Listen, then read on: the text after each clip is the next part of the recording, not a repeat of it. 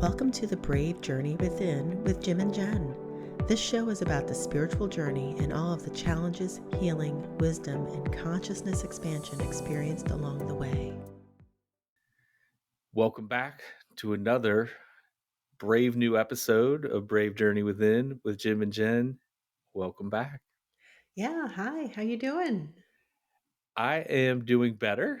I feel like I'm becoming more uncomfortable with uncomfortable things, I suppose. Yeah. What a time, huh? I always tell clients, with meditation and kind of tapping into that space, there's two visualizations that I often will use. One is you have the hurricane going on around you. The breath can allow you to get into that eye of the Mm, storm where everything's still happening, but you are in a more calm state. And the other is like the ocean, right? You have these perhaps in a storm in the middle of the ocean, the waves are crashing, however many hundreds of feet. And yet, if you go below far enough, maybe 40 meters or so, it's nice and calm. So it's like, mm. those are two things I try to visualize when the chaos is surrounding me. Yeah, that's really helpful. Yeah, I love that. if you can get there, but you got to breathe. Right. Yeah. Well, I think as long as we're realizing whatever is happening around us, what it's trying to show us, and we can see the value in it, even if it seems horrible, when we can see the value of it, it takes some of that power away for it to have such a detrimental effect as well. And so I think awareness of the process that you're in is important. Well, bringing awareness today to mind, body, and spirit, which was something that you said was on your mind, talking with Jacob, Yeah. and themes around detoxing and perhaps healing. Uh, Yeah. Taking care of the body. I think a lot of times on the spiritual journey, we get so hyper focused on that spiritual journey because it's a brand new door that's opening up that maybe we never realized was even there, and there's so much to discover that we have never been taught before. Even if we've been religious throughout our lives, there's still this emptiness that is now suddenly getting filled, and we end up sometimes neglecting the rest of our lives because we're so down that spiritual rabbit hole. And so we were just having a conversation around the idea of really caring for the body. But that's mental, emotional, physical, spiritual, energetic. It's you are a mind, body, spirit complex. And so what we're trying to do is to get you balanced and to get you thriving in as many ways as possible, because we're here in this physical body to evolve. We're not here to hide from evolvement or to get locked into one way of being. We're here to constantly evolve and become better. So it was just an interesting conversation that we had, and I thought it would be fun to talk about today. well, it's very interesting because you don't know this, I don't think. But I posted this yesterday on my social media, Instagram at mindful be more. I shared this quote: "The only way to know a person or anything else in the so called external world is through feeling your body. Hmm. The whole cosmos is experienced as sensations in the body." And that's from something called Living This Moment Sutras for Instant Enlightenment, which I apparently misspelled. But Oh well, I may love I that may I though. embrace my humanness. I love that. I love that. I think the work that I do with energy healing, I often will like to be at the person's feet because as they're releasing, stuff is coming out, and I will have them intend for energies to leave down through their feet while I'm pulling things out. So traumas and just old thought patterns, or sometimes even parasitic energies and things like that. We're moving it out of their bodies. And there are maybe 10% of the people I work on can't feel what's happening in their body. You might say, okay, Think about this experience that you had. Where do you feel that anxiety? And they have no idea. They're not at all connected with their body Yeah, it's at so all. interesting. And that makes it more difficult for me to move that energy, because I find that when the client is focused on a specific energy, let's say it's an anxiety and you're feeling it in your chest. Okay, that's an energy. And so I'll have them focus on that and to define it. Okay, there's this energy here. It's related to that trigger or that trauma.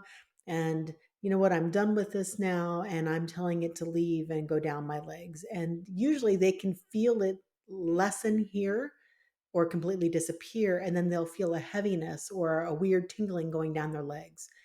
It works. And I'm also pulling it, so it's got a push and a pull, making it go a certain direction. When they can't feel that energy or they're not tuned in or tapped into their own body, it's a lot harder to move.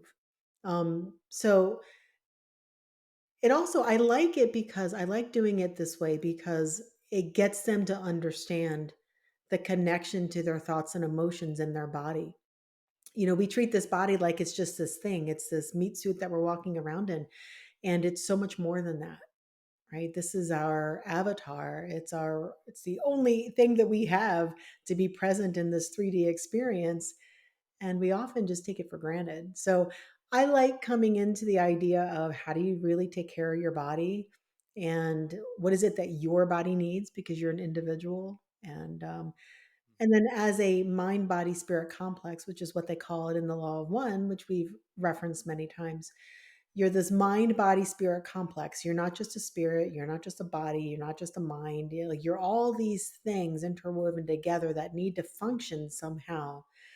And if you are not pruning your thoughts and cultivating um, a more positive way of being and thinking, if you're not healing your old traumas, if you're not trying to feed your human body what it needs. Some people might need more vegetables, some people need more fats and proteins, whatever it is, but honoring your body and where it's at and what it needs. If you're not doing these things, or you're overloaded with toxins, physical toxins, or you're in a relationship that's toxic, it all creates this burden in your whole experience. And so it's just interesting to think about, what are the things that we can prune out of our lives that maybe aren't serving us? What are the weeds? What are the things that maybe, are actually nurturing us? Where can we water more, or, get Yeah. more nutrients to, or more sunlight, right? I can remember that I had a boss used to say, "Jimbo, you gotta cut the dead weight, man. You gotta cut the dead weight." With the use of the word pruning, but however you come to it, like, Yeah. yeah, evolving, letting belief systems, certain structures die or letting them go, emotions Yeah. to You know, allow and for I, healing. well, and I think that's important to the idea of old belief systems and structures, the way that we've made it to where we're at so far. It served us at a time, but it doesn't mean it's necessarily accurate. It doesn't mean it's the full expression of what we're meant to be. There's more for us to understand. There is no single person on this planet who does not have more evolving to do. We are all evolving all the time. Some of us are a little further down the path than others of us, but we're all still evolving. Nobody's perfect. It doesn't matter if it's the body, the mind, whatever it is, there's always more evolving to do. Um, so when we're in this journey of really trying to, you know, like that book, with Joe Dispenza, he calls it, superhuman, right? We're trying to become more superhuman. We're trying to have this amazing spiritual experience, but if your body is really in bad shape, you're not going to have that amazing spiritual journey, right? Well, yeah, I mean, in the world I work in too, I mean, with self-limiting beliefs, I was just talking to um, a younger client who's tremendously talented, and he was making fun of it, but he was like, everyone's telling me I got to get this 40-hour a week job. And I'm like, well, some people believe that. Mhm. I'm like, but you have met all these talented people in your world that they do their own thing. They have literally created their own reality. But if they listen to the people around them who tell them, you have to work a 40-hour-a-week job and have a boss and this and that, and that's all like that's what you're going to accept as your reality. You're not looking beyond that. And that's interesting too, because, doing the work that we do, we come across so many people in so many circumstances. And like there's healthy ways to look at things, and then there's blind ways to look at things, like the toxic positive kind of idea, where I don't know what this. Makes you want to throw up. Yeah, I know Yeah, some I of mean, my it's clients that it's like like, love us so trashing that. imagine you have somebody who's maybe a poet. I'm thinking something artistic because they tend to be the ones who don't typically have 40-hour-a-week jobs, right? At least one of the different types of jobs you can have, or the types of careers. Um, or even better word is calling, a better calling. Um, so if somebody's maybe an artist, or they write poetry, and they don't have the standard, or they're not called to do the standard 40-hour a week or whatever job, it doesn't mean that they can just sit back and do nothing either, and maybe put together a couple poems and expect that to be fulfilling for all their needs, right? So there has to be some sort of effort. You can't be lost in the singularity of I'm a poet without realizing that, okay, but you might be a poet, but then you also have a car payment and rent payment. You have all these other aspects to life where you still need to thrive at. Because if you're a poet and you're homeless, are you really going to thrive as a poet? Right. So it's like this idea of balance where, okay, you're a poet, that's your calling. But okay, so what are you going to do about it? Are you just going to lay there and write a couple poems and then die and squander? I mean, or are you actually going to, or I squander, squalor. I don't know why I said squander, but so you're this poet and you've got this job to do, and you've got this calling by the universe, this amazing gift to bring forth something beautiful. Are you going to just let it rot, or Yeah, be the death of you, basically, because you're which is not a taking choice. care of everything else? um, Same thing I see in the spiritual side of things. We get so lost in the spiritual process, which is a very important process, that we neglect other things sometimes. And the idea of balance, where if we're overwatering one thing and ignoring something else, well, that we can't expect that to grow too. So, Yeah. Yeah, no, that yeah. Disclaimer, right? Like, man, have I been there? I'm right. Well, gonna we all have, meditate and right? pray and get what I need, and it's gonna happen without taking the action and like actually integrating the lessons into life and not neglecting the body. Like your spirit is in the body, and your mind is a part of that. Right, Your right. ego. Um, no, it's just so fascinating how we put these limitations on ourselves, and kind of, you talked about being superhuman, but just what is possible, right?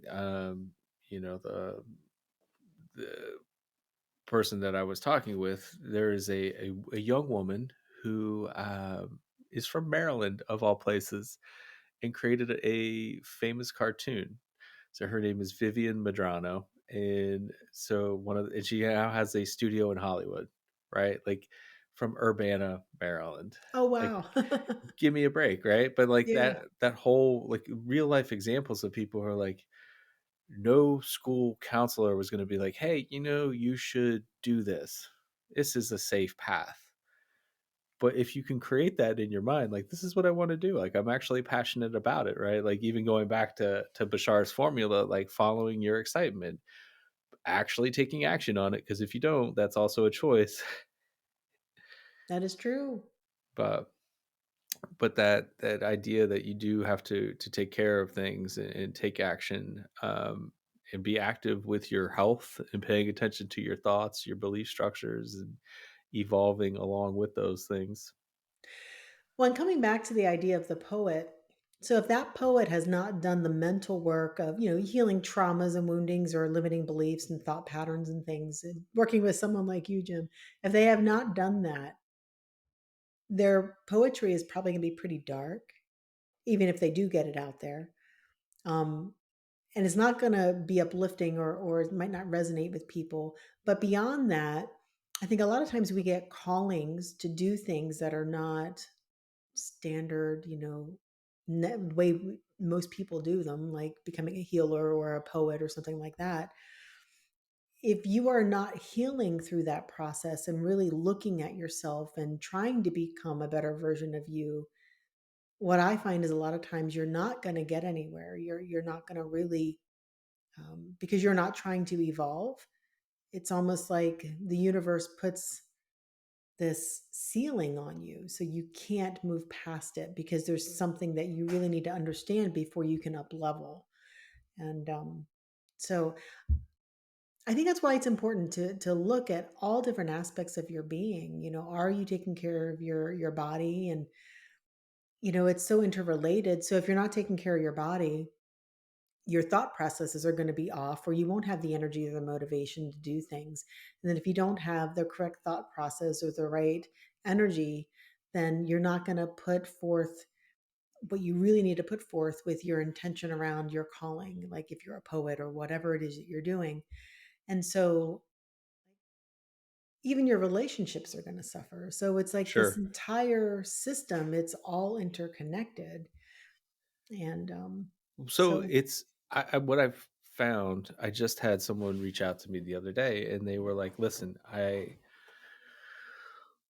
a young guy. I work very hard. I'm very successful. I have all of these health issues, and I'm curious, like, what is your perspective on the mind body connection?" And I'm like, "Well, it's everything. yeah. It's everything, right? Like, you're going to go to a doctor and you're, chronic pain and all these things, and they'll treat these symptoms. But if you don't resolve them internally in somehow, or find healing somehow, or detox whatever needs to be detoxed, these things will persist. So how do you, I mean, I'm sure that's kind of how people come to in searching for ways to heal from this. Yeah, I mean, I get all kinds of different people. Some people are struggling emotionally and they want healing around the emotional suffering. Some people, it's more physical. They've got chronic illness or they've been in an accident or something like that, and they're looking for ways to heal physically. And some people just, they're on that spiritual journey and they need some guidance and support around that. So it comes to me in all different directions.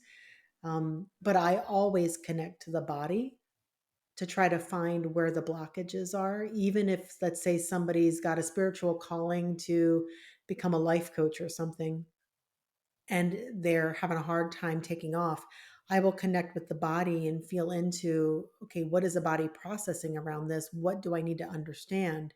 And then I'll go to more spiritual aspects of things. But it could be that they were holding a trauma from when they were in third grade, and something happened when they were in front of the class, and now they're afraid to stand up in front of people to be who they are. So it's like things like that could happen, and they've locked that into their body. So every time, consciously they're thinking, yeah, I want to become this health coach, I'm going to do group training and do things or whatever.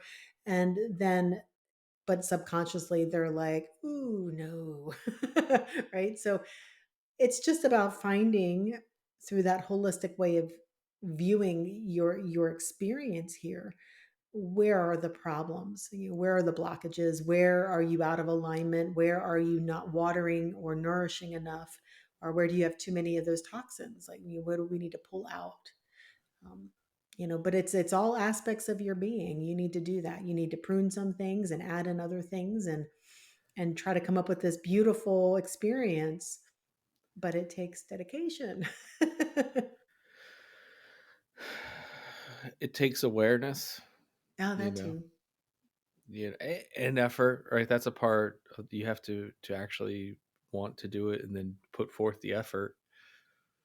Um, Now, I would say healing wise, at least my understanding at the moment is healing the emotions. You have to, well, A, you have to be aware of them, right? But once you find them, you can start to cleanse your energy, cleanse your body, cleanse your soul, Mhm. obviously your energy, your chakras are all a part of that. And then symptoms that you are experiencing will begin to resolve sometimes miraculously. Yeah, true. But what are some of the things that kind of came up with you and Jacob in terms of detoxing that you're finding just in your own work and discoveries? Well, we're going through some things over the last few months with physical detox because what I've realized is I've spent most of my adult life focused on how to heal my body, and a lot of it has been around detox fasting and foot baths and really good things trying to help my body function better. And that led me down my spiritual journey, really. And but that was the foundation of it, was I was trying to heal.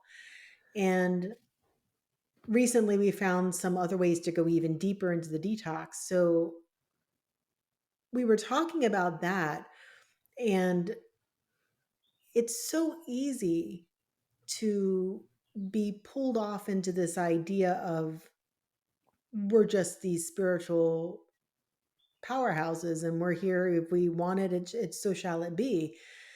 That can be true, but usually there's action that has to take place. So we've been talking a lot recently about the physical body, just because we've been going through some different things and trying to heal that recently. And it's an ever evolving journey, and I'm in menopause, and so things have shifted for me. And I don't know if you've ever heard that, Jim, but when women get into menopause, suddenly their bodies don't respond the same way.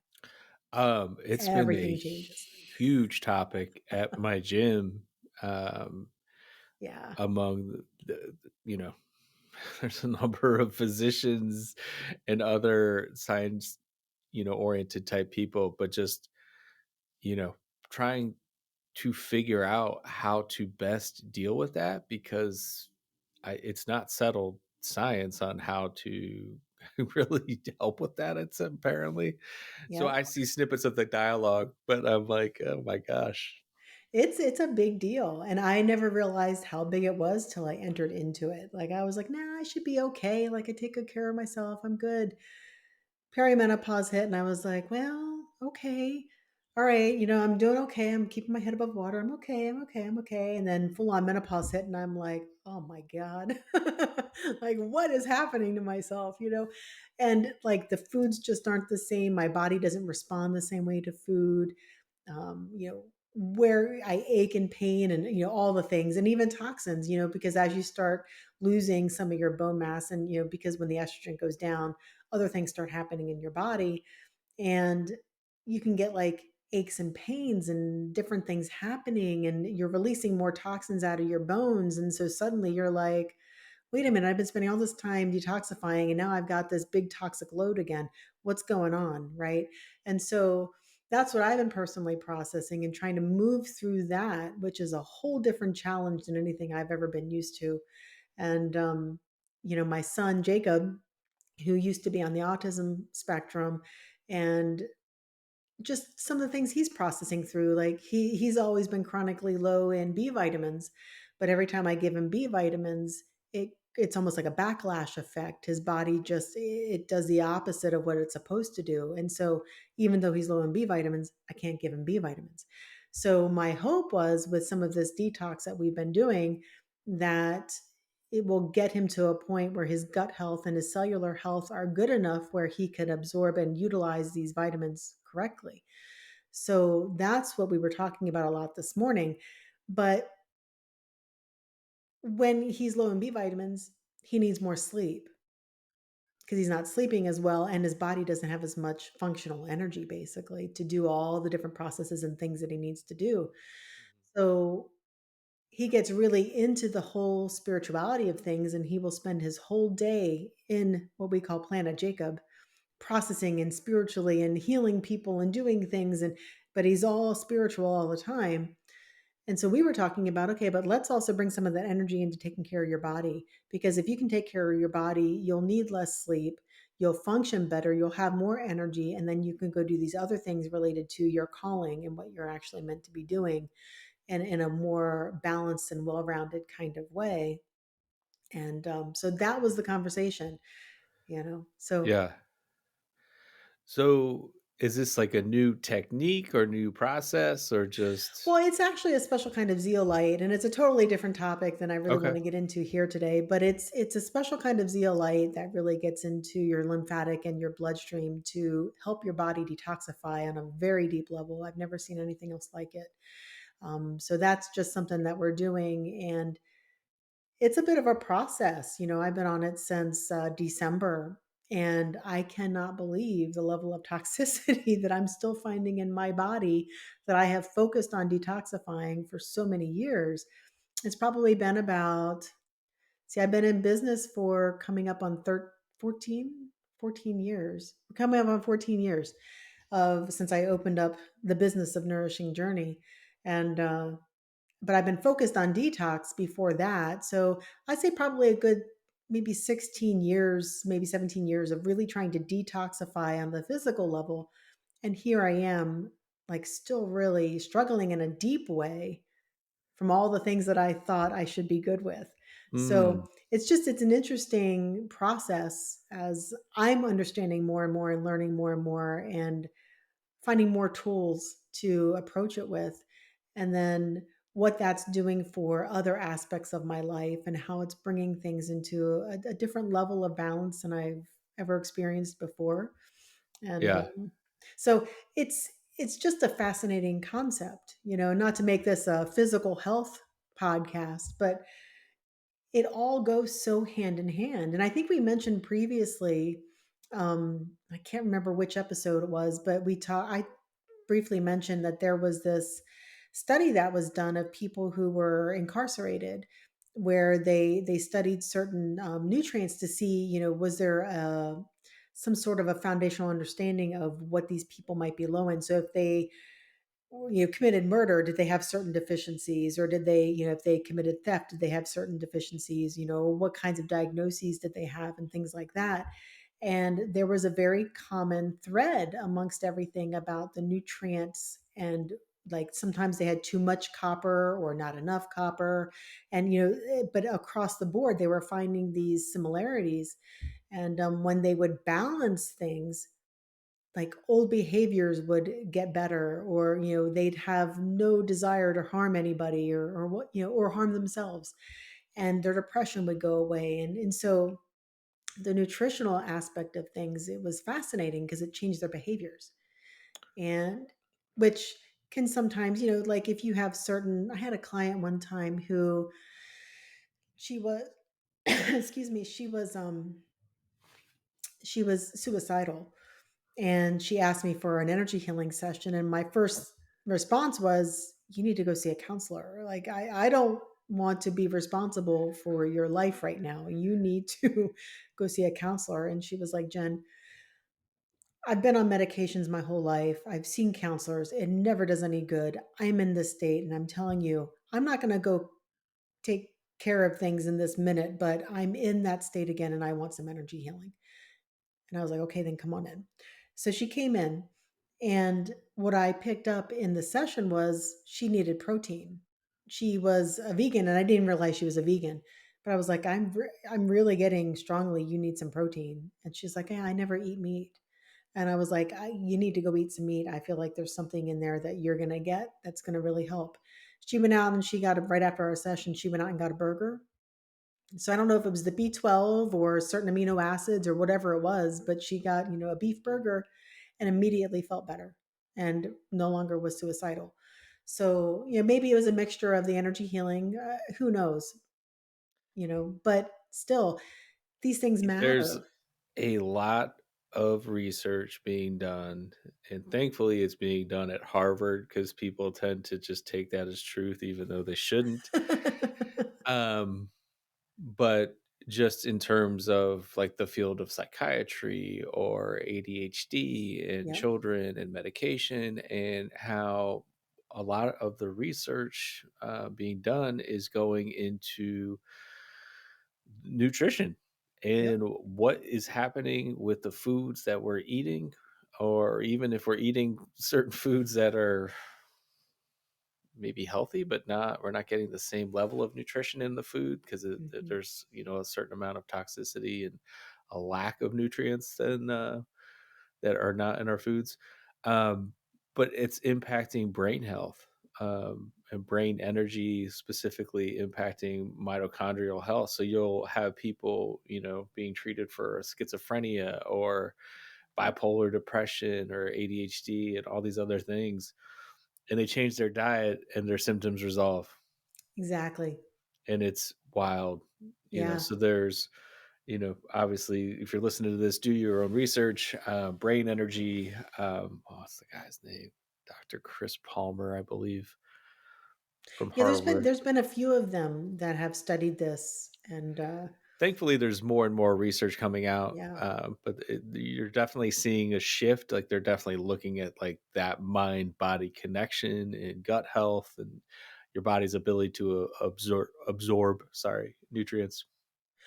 Yeah, another big thing with that is, a lot of the more sensitive people that have come in, especially kids, like with the autism spectrum and ADHD and things like that, they are very sensitive to toxins. And there was a diet that we had Jacob on, and he's improved quite a bit, so we don't have to be as strict about it. But back when he was like, in first grade and really throughout most of his childhood, we had to be very careful of anything that was high in salicylates, which is a type of phenol, and things like preservatives and food colorings, but even tomatoes and certain apples and almonds, they're all high in salicylates.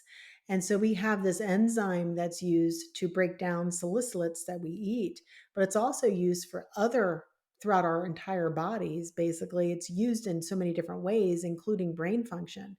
And so what would happen is if some kids get a lot of kids when they get these things, let's say like red food coloring or something, their bodies suddenly put all of its effort, what minimal stores it has of those enzymes, towards breaking down those phenols, the salicylates, and then they can't do all the other processes they need to do. And so they end up with like ADD or, behavioral issues. I mean, it's We crazy. had I was at a gathering of friends maybe a few months ago, and this was the wildest thing. We were having a discussion on food, and somehow it got brought up something about, I think it's like red dye number 40 or something like this, which is, I think, banned in Europe, if I'm not mistaken, because Yeah, it is I think not so. good. Hmm. And at this gathering, someone was handing out red, I think it was, oh, I don't want to get in trouble. Gatorade, I think. Well, A whatever. red dyed electrolyte drink. It was like a red, whatever, popular sports drink. And some of the kids, and one of them in particular, they were like, man, he is not acting like he normally Yeah. does. And he was just like off the wall and having all kinds of behaviors. And the mom was involved in the conversation, and she was like, what have you been drinking? And she connects like, oh my gosh, the thing that we're talking about, he just ingested and is now having all these behaviors. Yep. And in real time, Yep. she was like, oh my God, like I've never even thought like that there would be something in food that you would buy at pretty much any grocery store that could be potentially harmful to my child. Yes. That's In fact, a crazy. lot of things. Jacob to this day can still not do tomatoes and almonds because they're very high in salicylates, and we just generally don't do preservatives and things like that. So we try to always buy foods and things that don't have food colorings or preservatives or almonds or tomatoes, because Jacob will still respond negatively to those. It like his brain starts misfiring. So we just try to steer clear of that. And I can always tell, because he just can't seem to get it. Like he's not himself. But when he was younger, it would be a lot of like ADD, ADHD kind of behaviors as well. So we Well, always, the problem is, yeah, you could easily get diagnosed with something and being treated for something that it's not even related.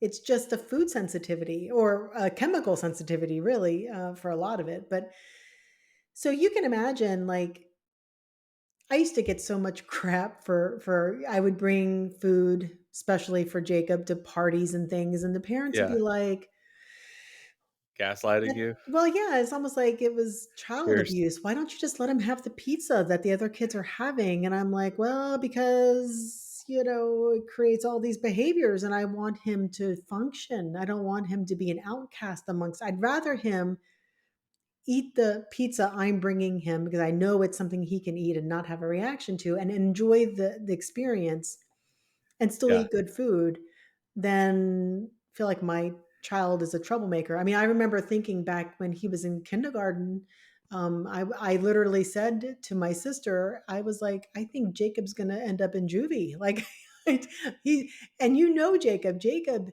when we took all the junk out of the diet and we realized what that was doing to him, he was just this beautiful, heart wide open, loving soul. And everybody, all the teachers loved him. He was their secret favorite student. And because he was such a sweetheart. But before that, you would not have thought that because he was Well, always not listening and laughing when he would get in trouble. And like, I was like, oh my gosh, what kind of monster did I bring into this world? oh my gosh. It was the chemicals. Yeah, Jacob is one of the good guys. He's Yes. a very gifted healer and just an old wise soul for sure. But his body is very sensitive. Yeah, And a lot which of people is who are spiritual are very sensitive. yeah. I mean, I think he's part of that class. I don't know what you would call them. What rainbow children or indigo I've always considered him a crystal child. crystal? Yeah, yeah. But, that's just a label. But Yeah, I mean, definitely. he's definitely one of those people that you can tell incarnated to usher in this new, better era of sorts. And one more example of this, I used to be heavily involved in the PTA and things like that. So I used to meet with the parents and got to know the kids and things like that. And I had another parent in the community whose child, her daughter, had a behavior. What is it, like what do they call that? It's like it's a program because the child had I forget what the name of it was, but the child had behavior issues sometimes, and so they had like this whole plan.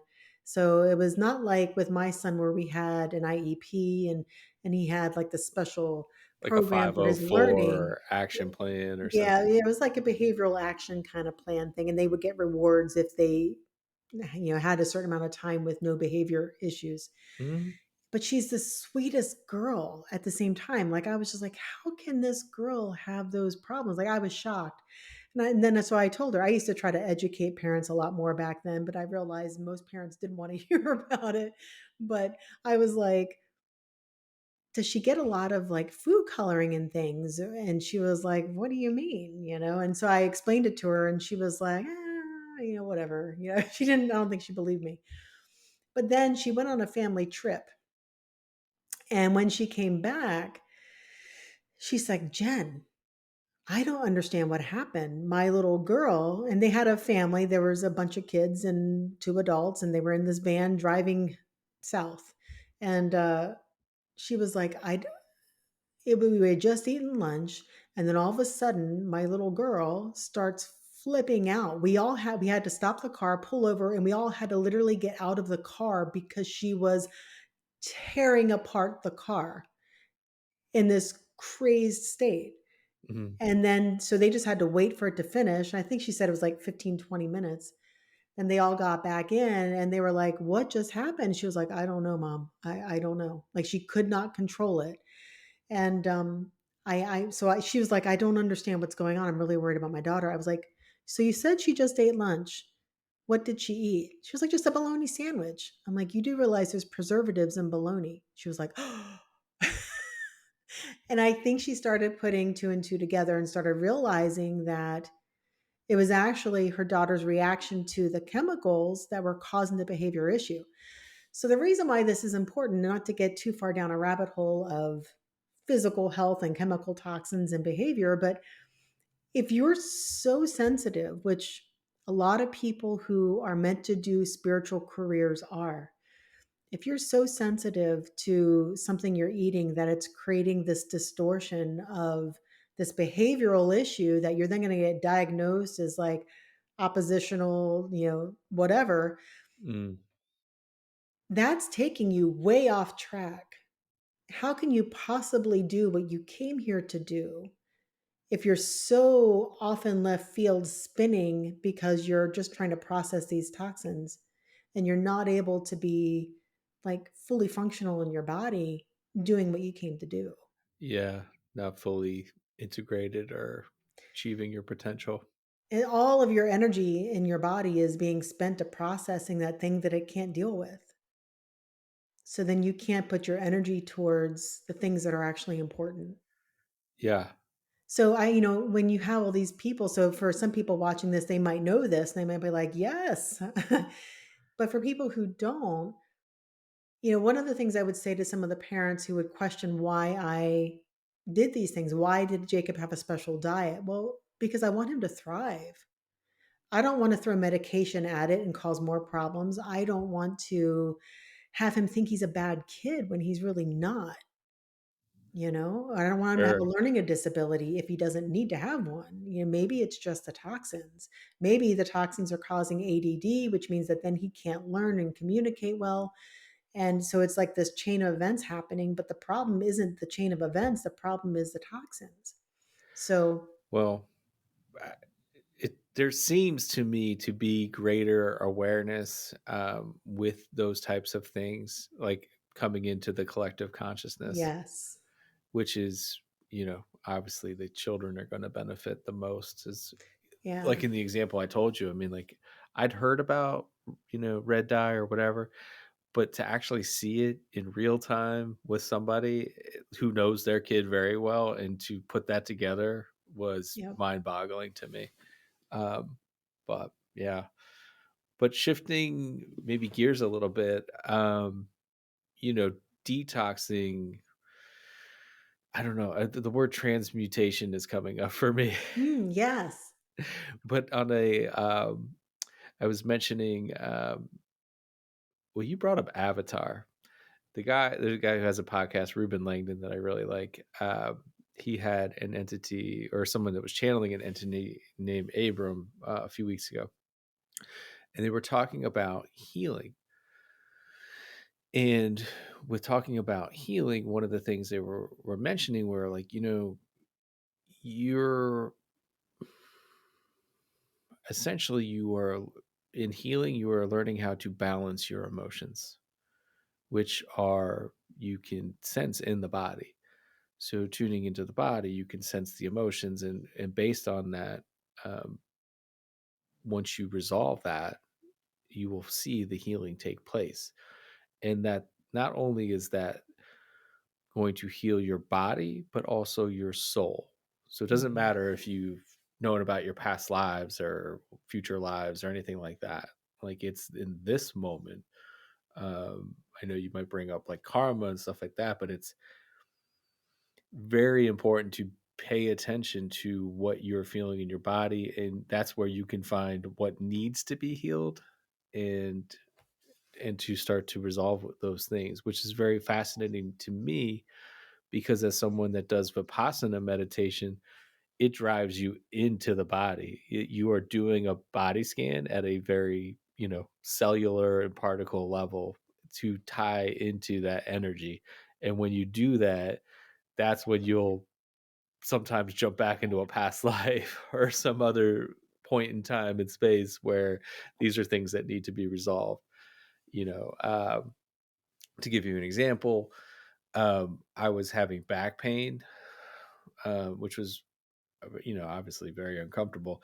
But when I actually focused my attention on the point of the back where the pain and was like laser like precision, like tuning into it, it came into an emotion of anger, and underneath the anger was like self hatred, which is one of the five hindrances in Buddhism. But it was like, oh my god, like that's hiding in there. But if you had asked me beforehand, like, hey, what's going on? Like, oh, I'm doing pretty good. Got a little bit of back pain, but I'm all right. Like the thought of having self-hatred was nowhere in my consciousness. Yeah. But when you start to do healing, and once I became aware of it, they talk about eradicating your sankaras, or there's different pronunciations for that, but it resolved. The pain went away, and that was the first time it blew my mind where, okay, I'm meditating, I have this physical pain that is severe, and now it just disappeared. Yeah. How the heck did that happen? And but that's what it was. It was like, all right, once you spotlight it and you're aware of it and you meet that, you give it love. You don't love your pain, you give it love. That was a distinction. Um, you're able to dissolve that root of that suffering. And that's, you know, one of the guys who was my teacher. I mean, that's how he got started. He was very wealthy. He was one of the wealthiest men in the world, but he went to every doctor and had like severe migraines, could not find relief from anyone. Went through a Vipassana retreat for however many days, and finally his migraines disappeared. And it was through that technique of tuning into the body, which in mindfulness we call the body scan, but Vipassana is the true sort of fundamental technique underneath that. But to feel into your body at a cellular level, which everything is energy. So when you tune into that energy, you'll start to see what is causing those issues. Yeah, that makes total sense to me. Sorry, I just had to mute because my dog was starting to bark. It's all right. We're dog friendly, right? Yeah. Yeah, and it's interesting to me that the number of people that don't realize the deep emotional wounding that they have. It could have been something from when you were a kid or even a past life or even an ancestral thing, but you hold these things in your body and you're going through life. You're like, yeah, I'm good. Yeah, it's a good day. I'm in pretty good mood. I feel good. I like my life. It's good. But you're not going deep. You have to go deep and you have to really tune in and feel into things because there's something there. And Yeah. yeah, you just like you're used to sweeping it under the rug or it's not a big deal. So many times, especially people who are just like they want to be good people, right? We make excuses for other people's behaviors even when it hurt us really badly. So, I don't know, let's say something happened when you were a teenager or maybe your spouse cheated on you or something and you're like, no, but I feel good. Like, I've forgiven them. It's all good. Right. And you know what? We all make mistakes. We all do these things. And I think that's an important viewpoint to have. I'm not saying don't do that because we don't want to become victims of everybody's actions, right? We don't want to Well, we don't want to become victims of everybody's actions. But it's important to find a way to honor though the experience of the pain, that emotional pain. We need to honor it and allow it to have a voice for a moment and to find it wherever we've hidden it in our bodies. We need to find it yeah. and it could just be a disappointment. Oh, okay, I did this thing when I was 22 and I failed, and it was a disappointment, but it doesn't logically or emotionally even affect me now, but I've locked it in my body, right? The there's a book I have, and I have a number of books that go into the different places in the body and different illnesses that people have, and kind of go into what might be underlying or things that emotionally you want to resolve, or some trauma, Right. something like that. But in one of the examples, one of the authors of one of the books was a massage therapist, and she was working on a client, and I think it was the glutes. She was like working on the glute, and as soon as she like put pressure in that spot, the woman that was on the table was like, "Did I tell you that my husband had an affair or something like that?" Wow. And it was something that she was sitting on, right? So when the moment that it was instantaneous. And I have seen this in meditation with people when you're directing their attention on certain parts of the body, that's really what comes up. So it's really hard sometimes to explain a body scan to someone where it's like, focus on your foot or your toe or your ankle, your joints. But there's emotions that are stored in each of those places. And things like that, like the story comes out, right? Like that's one part of it, but there's an emotion in there, and that's in the body. And that's what you have to release. Well, I think people need to understand their bodies have a consciousness Yeah. separate from your own awareness. It's kind of its own awareness. I forget. I think it was in the Journey of Souls or Life Between Lives or something like that. The guy talks Dr. about, Michael Newton. Yeah. yeah, when you come into your body, if you come in sooner during, when you're in the womb, and if the soul comes in to and integrates with the body sooner, the body receives it better. But if you wait until the end, let's say like the birthday or something, and you're waiting to the end, the body's already developed its own sense of being. And then you come in and you start upsetting the apple cart basically. And it tends to be a little bit more difficult to integrate. And so like there's more resistance there. And I always found that fascinating, that whole idea that the body has its own consciousness. And it's one of those things that I wish I could just really fully understand, like how many awarenesses are within this mind body spirit complex, right? Like how many consciousnesses are there? I don't know. I think about these things, Jim. I think Yeah. about it. Well, I mean, this is the brave journey, right? Yeah. I mean, I tell patients, clients to talk to their body. I talk to mine, It needs to like, be heard. I'm grateful for, all the stuff I put it through and it's still kicking. Sometimes screaming, but yeah, it's still here. Yeah. Yeah. It's super fascinating. It's like, well, why would you not talk to your body? At a cellular level, everything is consciousness.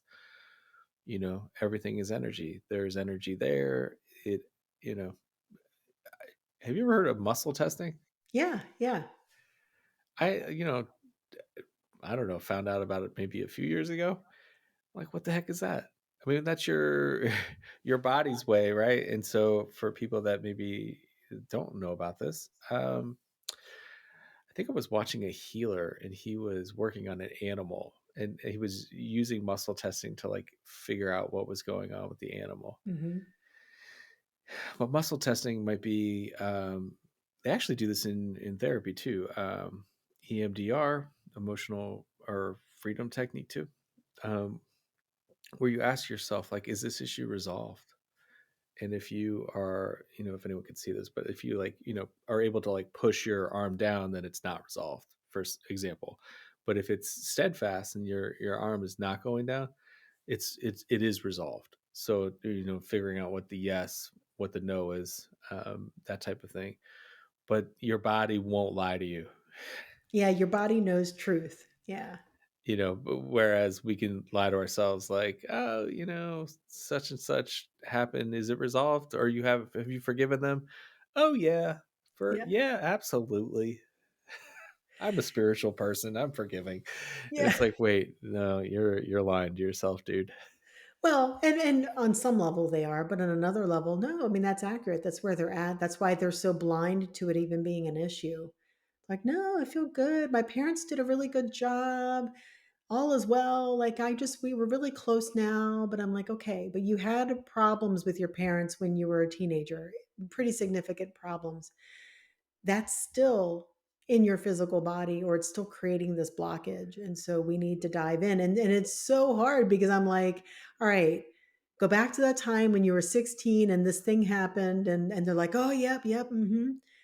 And then they're like, but my parents just like, they immediately go back into it. Like, I'm trying to access that point that you're talking about, in the body. Where are you holding this? And they're just so busy making these beautiful gestures of, but they're good people and we're close now and that's all behind us. I'm like, I know. But we need to access where this is in your body because it's causing that kidney pain that you're having, so like let's see if we can access that. And Yeah. so it's like things like that. I had a funny story too where I worked on somebody and she was having sciatica pain, and she was walking like she was 80, but she was only in her 30s. And I was like, you need to come in for an energy healing session. So she came in, and So I put my hands on her. She was laying on her side. I put my hands on her bottom, so because where she was feeling the pain, the point of the pain. And I was like, all right, so who's the pain in your ass? And she was like, oh, I know what this is. My mother. And I was like, okay. And she had come to see me after being in pain for about 4 months. And her mom had, after not talking for about 4 years, decided to stay with her for a while. And so that's when the pain started. And so we worked through her mom issues in that session. And I just had my hands, I was giving energy to the pain. And while she was talking through the issues, she got up and she was about, I think it was like 70, 80% better. She came back again the following week. And what I got from my guides was like partner, like this was a love thing, a love Mm. relationship. And she had had a girlfriend, and it was a year previous they broke up. And she was like, that's funny because that's about the time I started feeling twinges, right where that pain was, but I never had pain. And I was like, okay, so this is the root. This is when it started. And then it got exacerbated with your mom. So the majority of the pain and everything was from her mom, but there was a little thing there around love relationships. Yeah. And so we worked through that, and then she was completely fine. All of Yeah, a I mean, sciatica those went away. are really good ones to kinda look at when you are, in relationship and you are feeling something, you're gonna feel it in your body, and that Yeah. feeling is not to be ignored. But Yeah. we're very good about ignoring our bodies and the discomfort that we don't wanna see sometimes. Well, I think what helps me with this because, we want to be good people. We want to forgive what's happened and we want to be loving and, let bygones be bygones and just from here on forward, we're good. Right. But that's our spiritual consciousness that's doing that. That's the higher version of us. But there's a lower version of us that needs to be healed, that needs that attention. So it could be, if you want to call it the body consciousness or the ego or the lower self, whatever you want to call that. But that needs to be resolved. And then you've also got like the shadow self, which is like the really dark aspect of things of you. It's like the reverse of the positive, basically. And the negative side of things that needs to be resolved as well. You can't just ignore those things and pretend like everything is great when it's not fully. When Um, I'll share a story.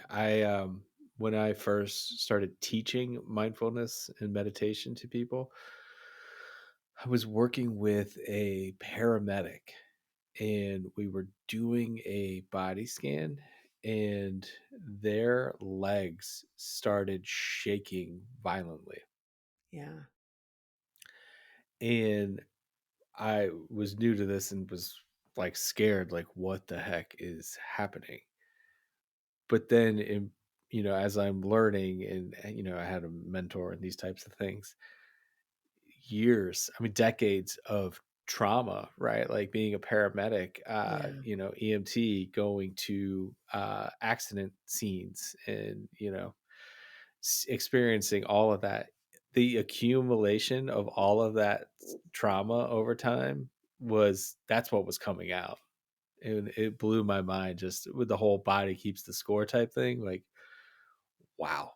And they don't really get great training in it, but like, they go from one case to the next case or, like one accident to the next accident. It's just like, if you don't resolve that stuff, it sticks with you until you decide to take a look at it. So true. So yeah, any other thoughts on the mind body connection and how to be stewards of good health? No, I think the big thing is just look at where you're lacking, if you are, and take some strides to improve those areas so that you can be a more well balanced mind, body, spirit complex on this planet, living the best life that you came here to live. Well, since you said mind, body, spirit complex in the spirit of the Raw Yes. Collective, I drew a card, and the card I drew from today, the deck, was the Star Seed Oracle. Great deck. And the card that I pulled was Star Ancestors, which has the pyramids at Giza, which is very fascinating given that comment. So, this is the card here. And on the card, it says Hidden Secrets, Lost Wisdom, Look a Little Deeper. And the card itself, or the book, the description that goes along with it, the ancients knew much more than we do about our connection with the stars. Their pyramids, temples, and other places of worship, created in precise alignment with the stars, exist in all corners of the world, which is super fascinating because I think we're going to be experiencing more and more of that as we look Yes. a little closer to things in Antarctica as well. Um, what if this ancient wisdom is available for you to uncover now? Excellent question. You're being called to think and listen with your ancient heart and soul, to tap into the part of you that remembers and knows. Hmm. All ancient secrets are whispered forever in your ears. All mystic knowing blooms in your heart. All potent power pumps through your veins. You're being invited to step into your ancient knowingness, to be held by the rememberings of the star ancestors, to look a little deeper. If you're feeling stuck, you're being called to do something different, to change your point of view. Creativity happens when we put together two things that don't belong, when we do the unexpected. So often, a creative solution is right in front of us, but because we think the same thoughts and act the same way, we miss what's in the open. You're here to remember and uncover ancient secrets and transmissions, technology and wisdom that are so needed on the planet right now, to unlock your soul's memories of a time when we lived in harmony on earth and one day will again. So, and then the activation, if you will, is to put your hand on your heart and say, I'm ready to remember ancient mysteries and secrets from deep within. So, as all things, when I share these and when we have these dialogues, like there's an energy transmission that's taking place, um, which took me a while to kind of buy into, but something happens when you share in the energy of a conversation. There's something sacred about it. So, Yeah, absolutely. all right, That's a Jen. great way to end. Thank you, Jim. Thank you. Until next time, be well. Yeah, you too. Bye, All right. everybody. Bye. We are so grateful that you joined us. Check out the description to learn more about us and also for additional resources to help you on your journey.